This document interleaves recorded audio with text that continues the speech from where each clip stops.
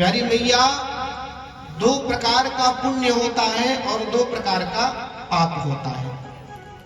आप जानते हो ना कि दो प्रकार का पुण्य और दो प्रकार का पाप। अब आप पूछोगे, हम एक प्रकार के पाप को जानते हैं, प्रायः लोग जानते हैं कि जो हमने कर रखा है वही पाप है, जो किसी के मन को अशांति पहुंचाया वही पाप है, किसी के प्रति द्वेष ईर्षा है वही पाप है।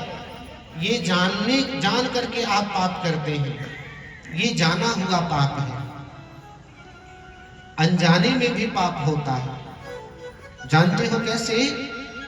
आप प्रायः यात्रा करते होंगे, अगर सड़क पर यात्रा नहीं करते होंगे तो आप अपने कमरे में ही यात्रा करते होंगे। यात्रा तो करते ही हैं, करते हैं ना? तो आपके यात्रा करते समय आपके पांव के नीचे कितने छोटे छोटे जीव जंतु मर जाते हैं, आपको पता है? नहीं पता है। और मरते हैं क्योंकि भगवान ने सृष्टि जो बनाई है ना, उस सृष्टि में रुएं के समान कीड़े हैं।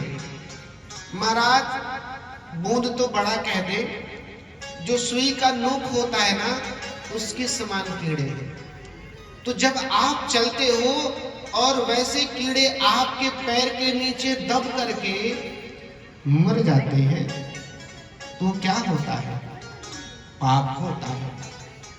और आप ये नहीं चाहते हो कि ऐसा पाप मैं करूं, मेरे पैर के नीचे कोई आवे, वो दब जाए और वो मर जाए।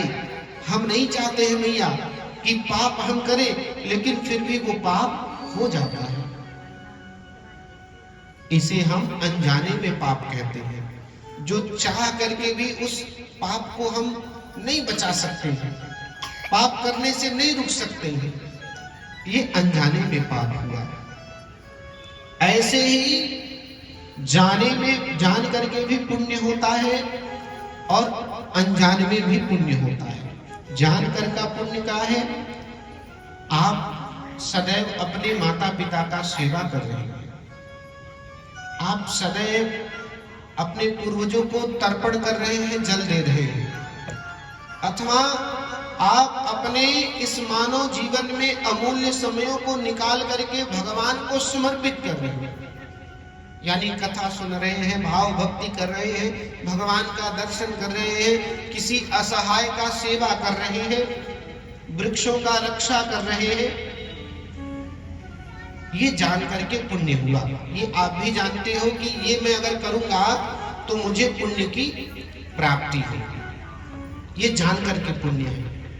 और अनजाने में भी पुण्य होता है। जैसे आप कहीं कभी कभी यात्रा में जाते हैं ना, जब दूर की यात्रा है, आप मान लो खलीलाबाद से लखनऊ की यात्रा कर रहे हो। अब इस खलीलाबाद से लखनऊ की यात्रा के बीच में कई ऐसे देवी स्थान मिलते हैं, कई ऐसी प्रक्रियाएं हमारे जीवन में घटते हैं जो हम उससे करते हैं। जैसे आप जा रहे हो, रास्ते में कोई मंदिर मिल जाए और किसी भी कारणवश आपका हाथ उस मंदिर के सामने ऐसे जुड़ जाए, आप नहीं समझ रहे हो कि मैं भगवान को प्रणाम कर रहा हूं, लेकिन अनजाने में वो आपका हाथ ऐसे जुड़ जाए तो वो क्या हो गया? पुण्य हुआ। आप यहाँ पर बैठे हो, ताली आपसे कहा जा रहा है कि संकीर्तन करो, तो तालियों का सेवा करो। आपको ये ज्ञात नहीं है ताली बजाने से क्या हमें मिलेगा, लेकिन जब ताली बजाते हो तो आपका दोनों हाथ ऐसे जुड़ता है, भगवान के चरणों में प्रणाम की पद्धति बनती है, पुण्य कर रहे हैं। ऐसे अनजाने में जो तमाम पुण्य करते हैं ना, और वो जब पुण्य एकत्रित होते हैं तब हमें ऐसे भागवत कथा श्रवण करने का